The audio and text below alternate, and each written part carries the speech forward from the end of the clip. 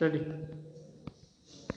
প্রিয় ছাত্রছাত্রীবৃন্দ, তোমরা নিশ্চয়ই বাসায় ভালো আছো। যদিও আমরা কঠিন সময় পার করছি, শুধু আমরা না, সারা বিশ্ব কঠিন সময় পার করছে। তো তার মধ্যে আমাদের পড়ালেখা চালায় যেতে হবে, আর এর জন্য আমাদের অনলাইন ক্লাস সেই ব্যবস্থা, তোমাদের জন্য অবশ্য অনলাইন ক্লাসের ব্যবস্থা। যেহেতু তোমরা স্কুলে যেতে পারছো না,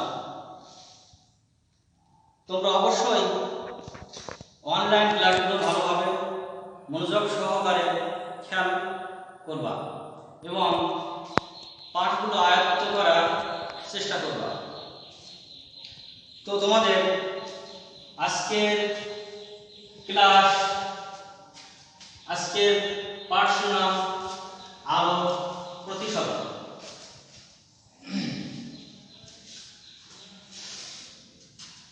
এটি তোমাদের অষ্টম অধ্যায় থেকে, অষ্টম শ্রেণী 11 অধ্যায় থেকে আজকের আলোচনা। তো আমরা জানি আলো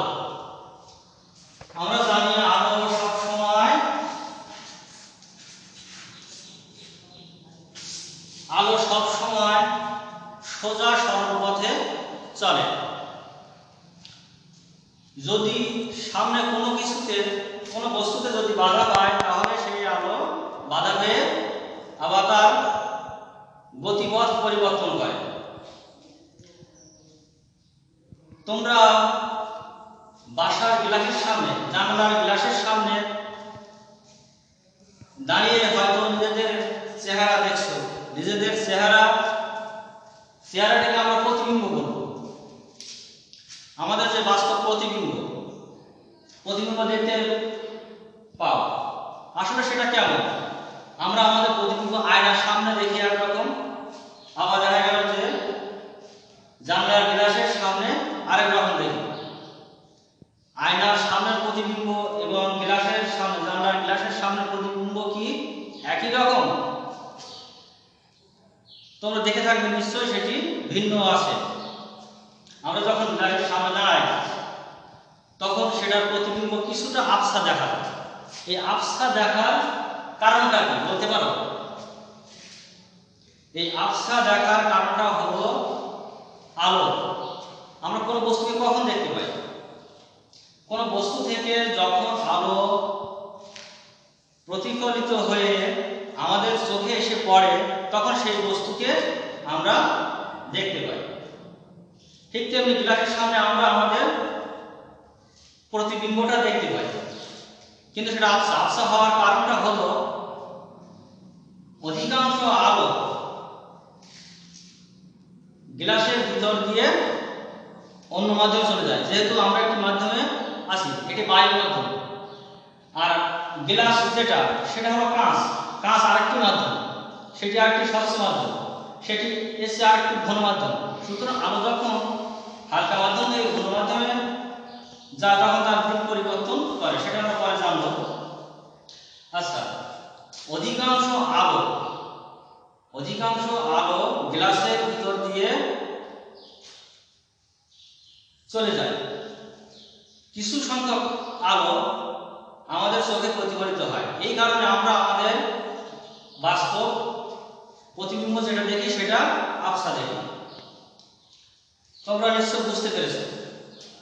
এখন দেখো, তোমাদের বাসায় তোমরা সবাই তো বাসায় আছো। এখন তোমাদের বাসায় তো গ্লাস আছে। গ্লাসে 4/3 ভাগ পানি তোমরা নিয়ে আসতে পারো। এখানে দেখো, এখানে একটি গ্লাস আছে, এর ভিতরে স্বচ্ছ গ্লাস কাপ, এর ভিতরে পানি আছে। এই একটি মাধ্যম পানি যেহেতু একটি স্বচ্ছ মাধ্যম, আমরা একটি মাধ্যমে দাঁড়ায় আছি, বায়ু মাধ্যম। এখানে যদি আমরা পেন্সিল অথবা এই বল পয়েন্ট কলমটা যদি এর ভিতরে দিই, তোমরা সবাই দাও, দিয়ে দেখো আসলে এটা কেমন দেখায়। তোমরা দেখবা এবং তোমরা দেখে এটা বলো যে দূর থেকে একটু দেখো, দূর থেকে দেখো যে আসলে আমরা যে বল পয়েন্ট কলমটা দিলাম এটি যখন পানির ভিতরে গেল তখন সেটি কিছুটা মোটা দেখাচ্ছে, খাটো দেখাচ্ছে এবং এটি পানির তল বরাবর দেখা ভেঙে গেছে এমন মনে হচ্ছে। আসলে এটির কারণ এটাকে আমরা আলোর প্রতিসরণ বলতে পারি। কারণ তাহলে আলোর প্রতিসরণটা কি? আলোর প্রতিসরণটা হলো আলো যখন এক স্বচ্ছ মাধ্যম থেকে অন্য স্বচ্ছ মাধ্যমে তির্যকভাবে প্রবেশ করে, যখন তির্যকভাবে প্রবেশ করে তখন সেটি তার গতিপথের দিক পরিবর্তন করে। এই গতিপথের দিক পরিবর্তনটাকে আমরা কি বলি? আলোর প্রতিসরণ। এই গতিপথের দিক পরিবর্তনের জন্য মনে হচ্ছে যে কলমটা মাঝখান দিয়ে ভেঙে গেছে, অর্থাৎ সেটি আলোর কারণে আমরা এটি দেখতে পাচ্ছি। কিন্তু কোনো মাধ্যমে যদি আলো লম্বালম্বিভাবে প্রবেশ করে তখন কিন্তু সেটি তার দিক পরিবর্তন করে না। আমরা শুধু দেখব। তাহলে আলোর প্রতিসরণটা আমরা শিখলাম। তোমরা নিশ্চয়ই বাসায় এটা দেখছো, পরীক্ষা করছো, করে দেখছো যে গ্লাসের ভিতর পেন্সিল অথবা বল পয়েন্ট কলমটা দেওয়ার পরে তার সেটি আলো প্রতিসরণের জন্য কেমন দেখা যাচ্ছে। এই স্বচ্ছ মাধ্যম থেকে আলো দেখা গেল যে কলমের নিচের পানির নিচের অংশ থেকে আলো প্রতিফলিত হয়ে আমাদের চোখে আসছে। এই জন্য আমরা এটিকে না দেখতে পাচ্ছি। আমরা যদি এখানে এই চিত্রের মাধ্যমে যদি দেখার চেষ্টা করি তাহলে সেটি কেমন দেখা যায়।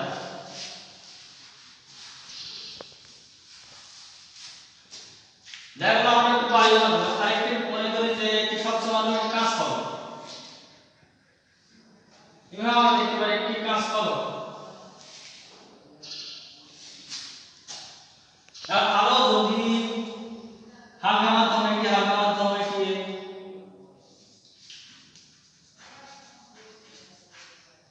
কাঁচ ফলকটি হলো ঘন মাধ্যম। আলো যখন হালকা মাধ্যম থেকে ঘন মাধ্যমে প্রবেশ করে, দেখা গেল এখান থেকে আলো এই মাধ্যমের উপর পড়লো, তাহলে এখান থেকে একটি লম্ব আঁকি, দুই মাধ্যমে অভিলম্ব।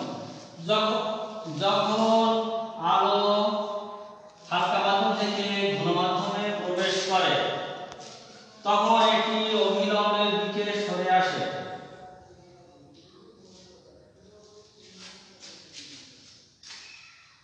অভিলম্বের দিকে এটি সরে আসে এবং একটু ভালো করে দেখো, আলো যখন হালকা মাধ্যম থেকে ঘন মাধ্যমে প্রবেশ করবে তখন এটি অভিলম্বের দিকে সরে আসে। আবার যখন এই ঘন মাধ্যম থেকে আবার হালকা মাধ্যমে চলে আসে, এটি হালকা মাধ্যম, তখন এটি অভিলম্ব থেকে দূরে সরে যায়। তাহলে কি দেখলাম? আলোক রশ্মি এটা হলো আপতন আর এটা হলো আপতিত রশ্মি। তাহলে এখানে এটি আপতন কোণ। এটা যদি আমরা চিহ্নিত করি, মনে করি এটি এ, বি, এটি সি, এটি ডি। তাহলে অভিলম্ব হলো সি, এটা আপতিত রশ্মি যেমন এ বি, এটা আপতন কোণ। তাহলে এ বি সি টি এটি হলো আপতন কোণ। আপতিত রশ্মি এটা প্রতিসরণ কোণ। প্রতিসরণ কোণটা এটা ডি বি, এখানে ই, ডি বি ই, এটা হলো প্রতিসরণ কোণ।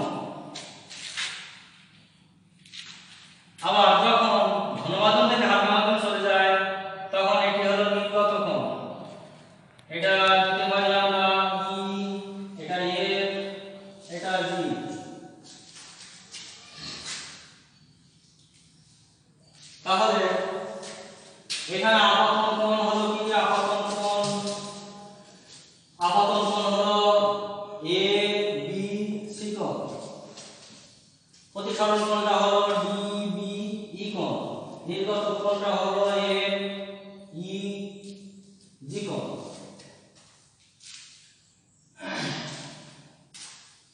এটি দুই মাধ্যমে বিভেদ তল, এটা অভিলম্ব, অভিলম্ব হলো সি ডি। আরেকটা অভিলম্ব আছে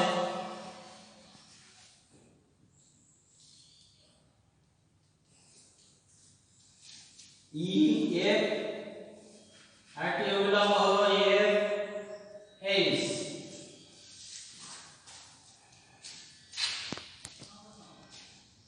তোমরা নিশ্চয়ই এটি বুঝতে পেরেছো। তাহলে এখানে আপতন কোণ, এটা আপতন কোণ, আমরা যদি লিখি যে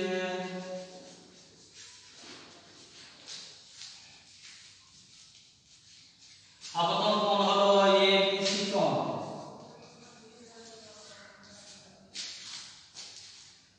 প্রতিসরণ কোণ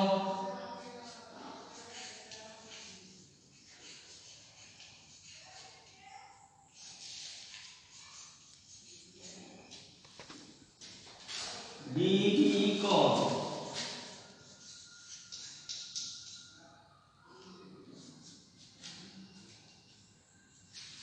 এবং নির্গত কোণ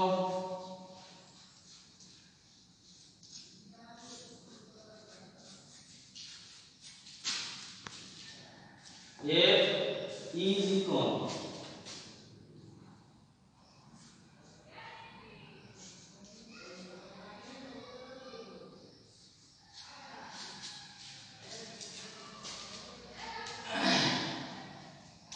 এখন দেখো এর তিনটি আলোর প্রতিসরণের তিনটি শর্ত আছে। প্রথম শর্ত যে আলো রশ্মি, তাহলে দেখো যে আলো রশ্মি যখন হালকা মাধ্যম থেকে ঘন মাধ্যমে প্রবেশ করে তখন এটি অবিলম্বে দিকে সরে যায়। যখন হালকা মাধ্যম থেকে ঘন মাধ্যমে প্রবেশ করে তখন এটি এরকম সোজা আসার কথা ছিল, সোজা না এসে এটি কি হলো, এই অবিলম্বের দিকে সরে গেল। এই ক্ষেত্রে কি হলো দেখো, এই ক্ষেত্রে আপতন কোণ প্রতিসরণ কোণ অপেক্ষা বড় হলো, অর্থাৎ এ বি সি কোণটি ডি বি ই কোণ থেকে বড় হচ্ছে। এই আপতন কোণ আমরা দিতে পারি আপতন কোণ আই, প্রতিসরণ কোণ আই জে, নির্গত কোণ কে।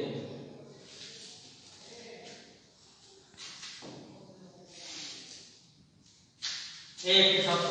দ্বিতীয়টি হলো আলো রশ্মি প্রথমে একটি মাধ্যম থেকে যখন অন্য মাধ্যমে প্রতিসরিত হয় এবং আলো রশ্মি যখন একটি মাধ্যম থেকে অন্য সমস্ত মাধ্যমে প্রতিসরিত হয় এবং পুনরায় আবার সেই মাধ্যমে ফিরে আসে, তখন আপতন কোণ এবং নির্গত কোণ সমান হয়, অর্থাৎ আই সমান কে, আই সমান কে, অর্থাৎ এটা এই কোণ সমান এই কোণ, অর্থাৎ এ বি সি কোণ সমান এফ ই জি কোণ, এফ ই জি কোণ। তাহলে আলো রশ্মি যখন এক স্বচ্ছ মাধ্যম থেকে অন্য স্বচ্ছ মাধ্যম, যে দুটি স্বচ্ছ মাধ্যম, এক স্বচ্ছ মাধ্যম অন্য স্বচ্ছ মাধ্যমে প্রবেশ করে এবং সেই মাধ্যম থেকে পুনরায় আবার পূর্বের মাধ্যমে ফিরে আসে, তখন আপতন কোণ এবং নির্গত কোণ, এটাকে নির্গত রশ্মি বলা হয়, এটা নির্গত রশ্মি ইজি, এটা নির্গত রশ্মি। মানে আপতন কোণ এবং নির্গত কোণ সমান হয়, এটা আমরা শিখলাম। আরেকটি শর্ত আছে, আপাতিত রশ্মি প্রতিসরিত রশ্মি আপতন বিন্দুতে অঙ্কিত অবিলম্ব, আপতন বিন্দুতে মাধ্যমের বিভেদ তল, যাতে একটি মাধ্যম আর একটি মাধ্যম দুই মাধ্যমের বিভেদ তলে অঙ্কিত, যেহেতু হালকা মাধ্যম এবং নরমাল দুই মাধ্যম, তাহলে আপতিত রশ্মি, প্রতিফলিত রশ্মি এবং আপাত বিন্দুতে দুই মাধ্যমের বিভেদ তলে অঙ্কিত অভিলম্ব, অঙ্কিত অভিলম্ব একই সমতলে থাকে। এই তিনটি শর্ত। তো আজকে আমরা আমাদের সংক্ষিপ্ত আলোচনায় আমরা প্রতিসরণ সম্পর্কে একটু ধারণা নিলাম। তোমরা বাসায় বই পড়ে আর একটু বোঝার চেষ্টা করবা।